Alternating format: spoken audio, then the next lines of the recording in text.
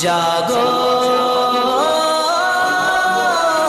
জাগো জাগো শবে বরাত ইবাদত की रात है जागो शबे बरात इबादत की रात है।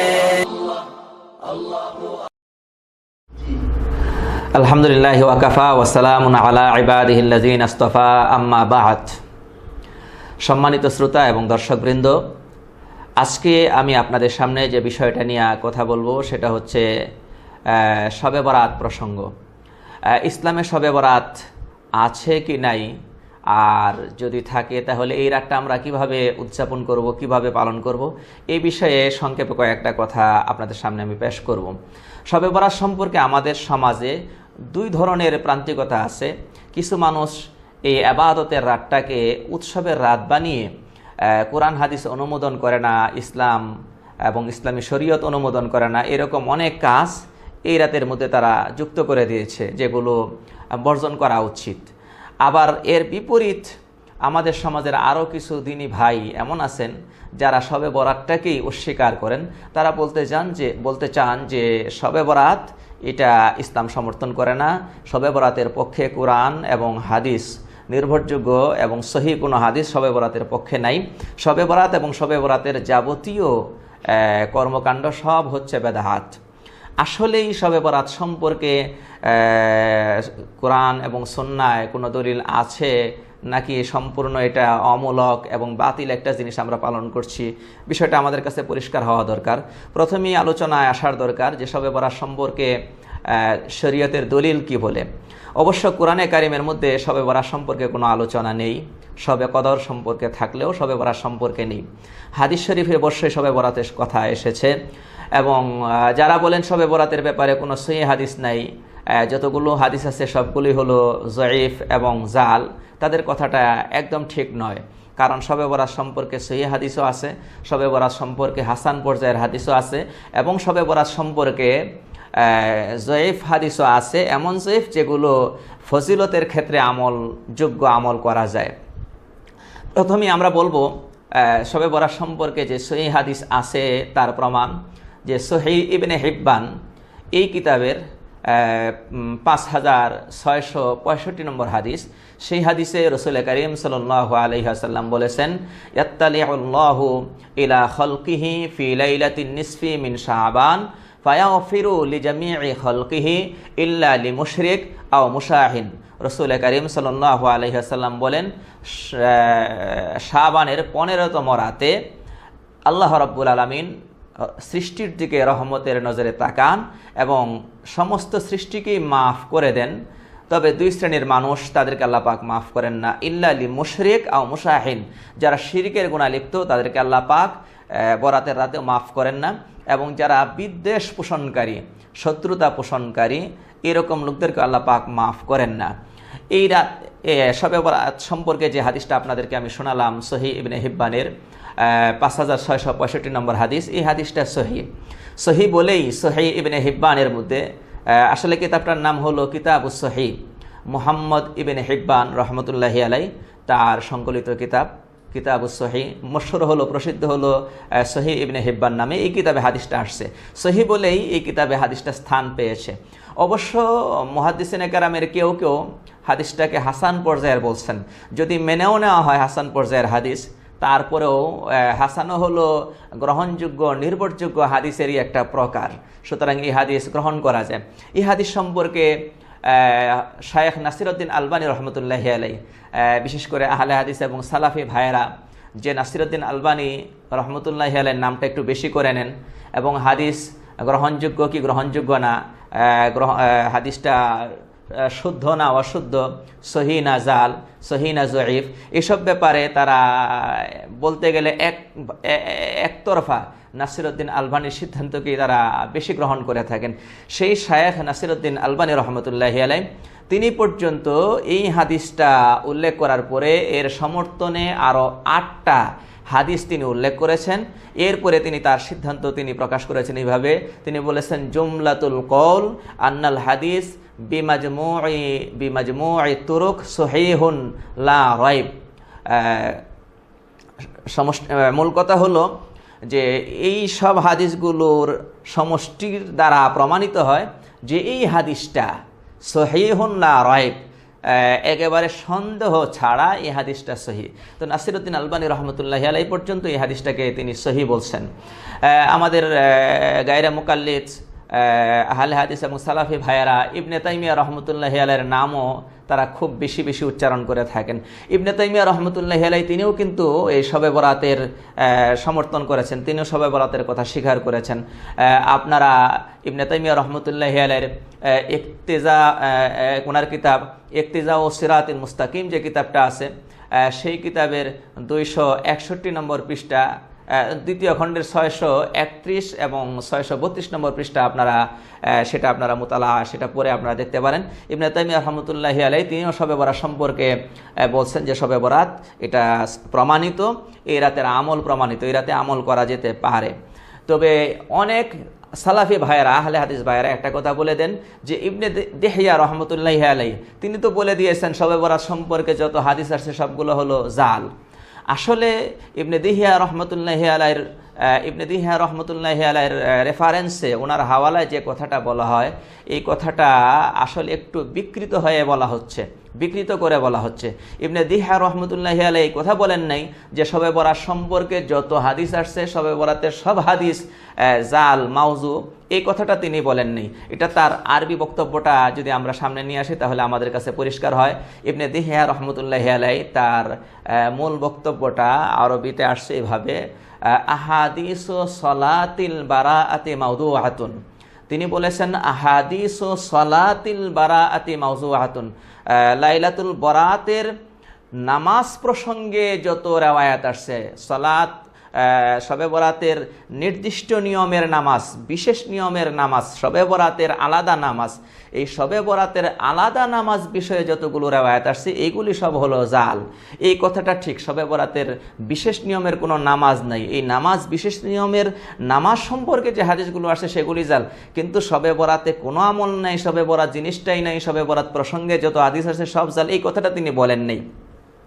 শবে বরাত সম্পর্কে আমরাও বলি শবে বরাত সম্পর্কে নির্দিষ্ট নিয়মের বিশেষ ধরনের কোনো নামাজ নাই। ইবনে তাইমিয়া রহমতুল্লাহি আলাইহি ওনার যুগে এক ধরনের নামাজ চালু ছিল বরাতের রাতে, শবে বরাতে এক ধরনের নামাজ তারা পড়তো, সেটাকে বলা হয়তো সলাতে আলফিয়া।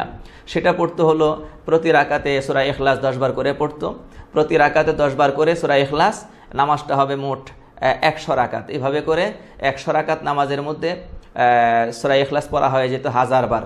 আরবিতে 1000কে বলা হয় আলফ। এই নামাজটার নাম ছিল সলাতে আলফিয়া। তো এটার পক্ষে আবার রেওয়ায়াতও বর্ণনা করা হইতো। আমাদের এই যুগে এই মকসুদুল মুমিনিন এই ধরনের কিতাবের মধ্যেও বিভিন্ন নিয়মের, নির্দিষ্ট নিয়মের নামাজের কথা আমরা দেখি, পাওয়া যায়, অনেকেই বলে। তো এই যে নামাজের নির্দিষ্ট নিয়মের নামাজের কথা বলা হয়, এইগুলির ব্যাপারে অবশ্যই কোনো সহি রেওয়ায়াত নাই, নির্ভরযোগ্য আমলযোগ্য কোনো রেওয়ায়াত নাই। এই ব্যাপারে যে রেওয়ায়াতগুলো পেশ করা হয় এগুলো অবশ্যই মাউযু এবং জাল। তো যা হোক, এই পর্যন্ত আলোচনার দ্বারা আমাদের কাছে একটা কথা অবশ্যই পরিষ্কার হয়ে গিয়েছে যে শবে বরাত ইসলামে নাই, শবে বরাতের ব্যাপারে কোনো হাদিস নেই, কথাটা ঠিক নয়। আসুন, শবে বরাতে আমরা যে আমল করব সেই আমলটা আমাদের কি ধরনের হবে, কি রকমের হবে। আগের কথা থেকে আমাদের কাছে হয়তো পরিষ্কার হয়ে গিয়েছে যে শবে বরাতে বিশেষ নিয়মের, বিশেষ কায়দার, বিশেষ ধরনের আলাদা কোনো নামাজ নেই। আমরা সবসময় যে নিয়মে নফল নামাজ পড়ে থাকি শবে বরাতেও ঠিক এইরকম নিয়মেই নফল নামাজ আমরা পড়তে থাকব। তবে এতটুকুন পাওয়া যায়, বায়হাকি শরীফের এক রাওয়ায়াত, শুআবুল ঈমানের রাওয়ায়াতটা আসছে, সেখানে রাওয়ায়াতটা আসছে এরকম যে এক রাতে হযরতে আয়েশা সিদ্দিকা রাদিয়াল্লাহু তাআলা আনহা, আয়েশা সিদ্দিকা রাদিয়াল্লাহু তাআলা আনহা তিনি লক্ষ্য করলেন যে রাসূল কারীম সাল্লাল্লাহু আলাইহি ওয়াসাল্লাম নামাজ পড়তেছিলেন এবং সেজদারত অবস্থায় আছেন, এবং এত দীর্ঘ সময় পর্যন্ত রাসূল কারীম সাল্লাল্লাহু আলাইহি ওয়াসাল্লাম সেজদায় ছিলেন যে আয়েশা রাদিয়াল্লাহু তাআলা আনহার মনে সন্দেহ জাগলো যে রাসূল সাল্লাল্লাহু আলাইহি ওয়াসাল্লাম কি এই সেজদারত অবস্থায় দুনিয়া থেকে বিদায় হয়ে গেলেন কিনা। এই জন্য তিনি রাসূল সাল্লাল্লাহু আলাইহি ওয়াসাল্লামের বৃদ্ধা আঙ্গুলিতে একটু নাড়া দিলেন। রাসূল সাল্লাল্লাহু আলাইহি ওয়াসাল্লামের বৃদ্ধা আঙ্গুলি নড়লো। এরপরে রাসূল সাল্লাল্লাহু আলাইহি ওয়াসাল্লাম যথারীতি নামাজ শেষ করলেন। নামাজ শেষ করার পরে আয়েশা রাদিয়াল্লাহু তাআলা আনহাকে লক্ষ্য করে বললেন, হে আয়েশা, অথবা হাদিসের শব্দ হলো হে হুমায়রা। রাসূল সাল্লাল্লাহু আলাইহি ওয়াসাল্লাম আয়েশাকে কয়েক রকম করে ডাকতেন। বললেন যে হে আয়েশা, তুমি কি মনে করেছো যে আমি আল্লাহ রসুল তোমার উপর অবিচার করব, তোমার হক নষ্ট করব? আয়েশা রাদিয়াল্লাহু তাআলা আনহা বললেন যে ইয়া রাসূলুল্লাহ, আমার মনে এরকম কোনো চিন্তা আসেনি, তবে আপনার এই সেজদা এত দীর্ঘ হচ্ছিল, আমার আশঙ্কা হচ্ছিল যে আপনি সেজদা অবস্থায় দুনিয়া থেকে বিদায় হয়ে গিয়েছেন কিনা। রাসূল করিম সাল্লাল্লাহু আলাইহি ওয়াসাল্লাম বললেন যে আয়েশা, তুমি কি জানো আজকের রাতটা সম্পর্কে, আজকের রাতটা কোন রাত? আয়েশা সিদ্দিকা রাদিয়াল্লাহু তাআলা আনহা বললেন, আল্লাহ এবং আল্লাহ রসুল ভালো জানেন। তখন রাসূল করিম সাল্লাল্লাহু আলাইহি ওয়াসাল্লাম বললেন যে হাযিহি লাইলাতুন নিসফি মিন শাবান, ইন্নাল্লাহ আযজা ওয়া জাল ইয়াত্তালিউ আলা ইবাদিহি ফি লাইলাতিন নিসফি মিন শাবান ফায়াগফিরু লিল মুস্তাগফিরিন ওয়া ইয়ারহামু লিল মুস্তারহামিন ওয়া ইউআখিরু আহলাল হিকদি কামা হুম। রাসূল করিম সাল্লাল্লাহু আলাইহি ওয়াসাল্লাম বলেন, আজকের রাতটা হলো অর্ধ শাবানের রাত, মধ্য শাবানের রাত। এই রাতে আল্লাহ রাব্বুল আলামিন বান্দাদের দিকে রহমতের নজরে তাকান এবং যারা আল্লাহর কাছে মাফ চায় তাদেরকে মাফ করে দেন, যারা আল্লাহর কাছে দয়া ভিক্ষা চায় আল্লাহ পাক তাদেরকে দয়া করেন, আর যারা বিদ্বেষ পোষণকারী তাদেরকে আপন অবস্থায় ছেড়ে দেন, তাদেরকে আল্লাহ পাক মাফ করেন না। এই হাদিসটা শুআবুল ঈমান, বাইহাকির শুআবুল ঈমানের মধ্যে আসছে। হাদিস নম্বর হলো 3835 নম্বর হাদিস। এই হাদিসটা হাসান পর্যায়ের হাদিস, এই হাদিসটা আমলযোগ্য, এই হাদিসের উপর আমল করা যেতে পারে। এই হাদিস উল্লেখ করার পরে ইমাম বাইহাকি রহমতুল্লাহ বলছেন হাজা মুরসালুন জাইয়িদ, এই হাদিসটা আমলযোগ্য, গ্রহণযোগ্য, এই হাদিসের উপর আমল করা যেতে পারে। এই হাদিস থেকে আমাদের কাছে যে জিনিসটা পরিষ্কার হয় যে এই রাতের নফল নামাজে আমরা লম্বা লম্বা সেজদা করতে পারি, লম্বা লম্বা সেজদা করে আমরা এই নামাজটা পড়তে পারি। লম্বা রুকু, লম্বা সেজদা হলো, লম্বা কেরাত হলো, এই অন্যান্য দিনের নামাজের মতোই নামাজ হবে, বাকি আমরা একটু ইচ্ছে করলে সেজদাগুলোকে একটু লম্বা করতে পারি, রুকুগুলোকে একটু লম্বা করতে পারি। আর এই রাতে অন্যান্য নফল ইবাদত যেগুলো আছে, তেলাওয়াত, জিকির, আজকার, এগুলি আমরা করতে পারি। এই রাতে আমাদের পক্ষ থেকে আমাদের সমাজে অনেক কিছুই চালু আছে যেগুলো আমরা এই রাতে নাই, কোরআন হাদিস সমর্থন করে না, ইসলাম সমর্থন করে না, এরকম অনেক কিছু আমরা ঢুকিয়ে দিয়েছি।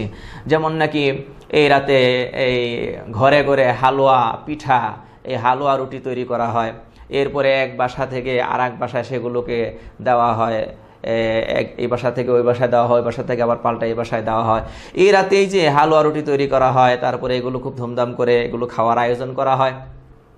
তারপরে বাইরে আতশবাজি, পটকাবাজি, এরপরে তারাবাতি, এসব করা হয়। মসজিদগুলোতে আলোকসজ্জা করা হয়, বাসা বাড়িতে অতিরিক্ত সাজ করা হয়, বিভিন্নভাবে এগুলোকে, অর্থাৎ রাতটাকে একটা উৎসবের রাতে পরিণত করা হয়।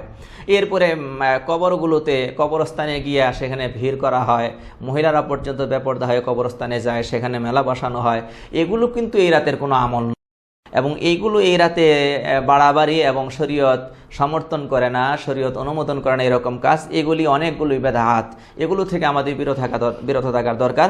আমাদেরকে মনে রাখতে হবে এই রাতটা হলো শুধুই আবাদতের রাত। আমরা এই রাতে শুধুই আবাদত করবো এবং সেই আবাদত সম্মিলিতভাবে না, সেই আবাদত হবে ব্যক্তিগতভাবে, এককভাবে। এবং আবাদতের জন্য মসজিদে ভিড় করা এটাও ঠিক না, সবাই মসজিদে একত্রিত হয়ে যাও এটাও ঠিক না। এশার নামাজ আমরা মসজিদে পড়তে যাই, অন্য দিনের মতোই পড়তে যাব। এই আবাদতগুলো হলো ব্যক্তিগত এবং একাকী ঘরে করলেই ভালো। তারপরে কেউ যদি ঘরে করার মতো তার সুযোগ না থাকে, পরিবেশ না থাকে, অথবা যে কোনো কারণে মসজিদে করতে চায়, তাহলে মসজিদে গিয়ে এককভাবে সে করতে পারে। মসজিদে এটার জন্য বিরাট কোনো আয়োজন করা এবং সম্মিলিত একটা রূপদান করা, এটা শবে বরাতের রাতের আমলের অন্তর্ভুক্ত না। সুতরাং আমরা যে কাজগুলো শবে বরাতে করা যায় না সেগুলো করব না, আর যা করা যায় করব। এই রাতটা যেহেতু মাগফিরাতের রাত, সুতরাং আল্লাহ পাক মাফ করবেন, আল্লাহ পাক ক্ষমা ঘোষণা করবেন। এই জন্য নেক আমল আমরা বেশি বেশি, ব্যক্তিগত নেক আমল, ব্যক্তিগত ইবাদত বন্দেগী আমরা বেশি বেশি করব, আল্লাহর কাছে বেশি বেশি করে মোনাজাত করব। এটাই হলো এই রাতের করণীয় আমল। এটা উৎসবের রাত না, এই কথাটাই আমাদের মনে রাখতে হবে। আমরা আবারও বলবো, যে সমস্ত ভাইয়ারা বলেন যে এই শবে বরাত ইসলামে নাই, কোরআন হাদিস শবে বরাতকে সমর্থন করে না, তাদের অনেকের দৃষ্টিটা থাকে শবে বরাতের এই সমস্ত গর্হিত কাজগুলোর দিকে, বরাতে যে রাতগুলো নাই সেগুলোর দিকে। তো আমরা বলবো এগুলো যেগুলো নাই সেগুলোকে আমরা না করব, নিষেধ করব সেগুলো।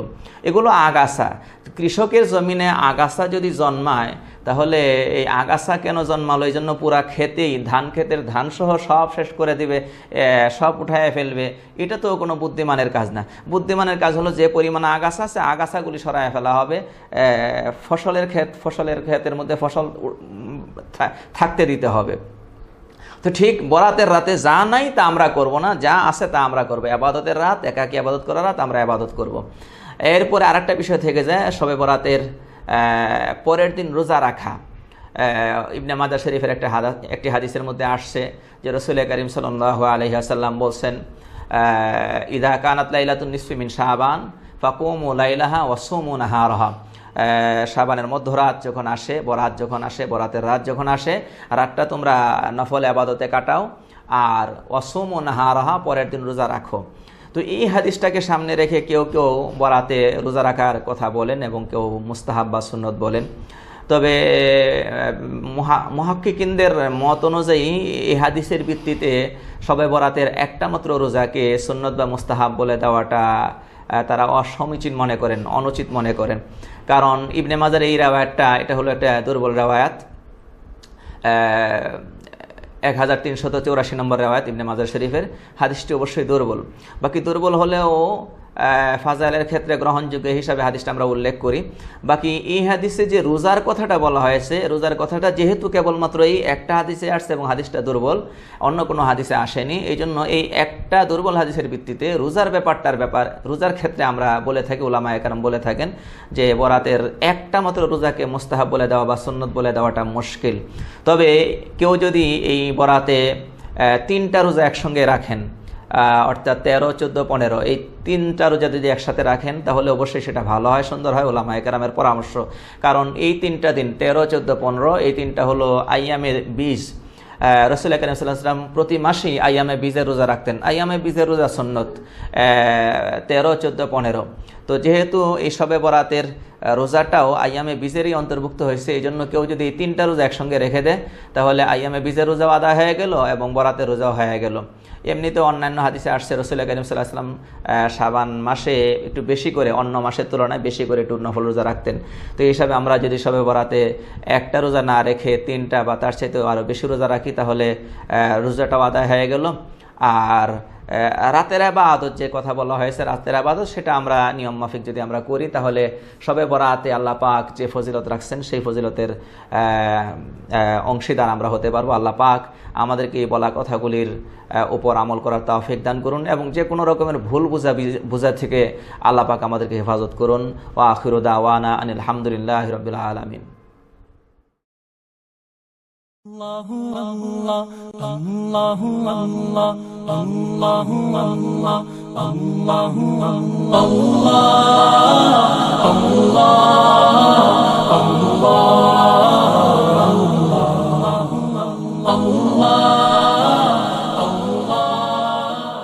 আন-নূর টিভি, সত্য প্রকাশে অবিরাম পথ চলা।